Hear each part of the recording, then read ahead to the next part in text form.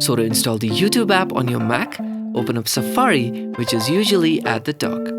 If you don't see it, press Command plus Spacebar on your keyboard to open up Spotlight Search and type Safari.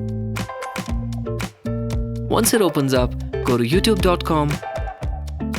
Now up here, click File and choose Add to Dock. Now you can name it whatever you like.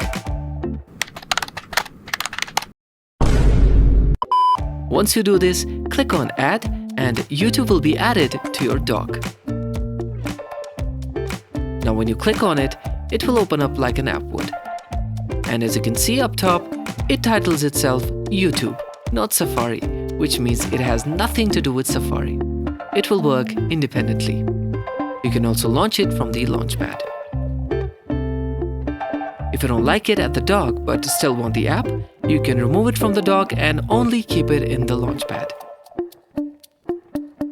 Now if you don't have the latest version of macOS, you can click on this video which showcases an alternate way to install the YouTube app on older macOS versions.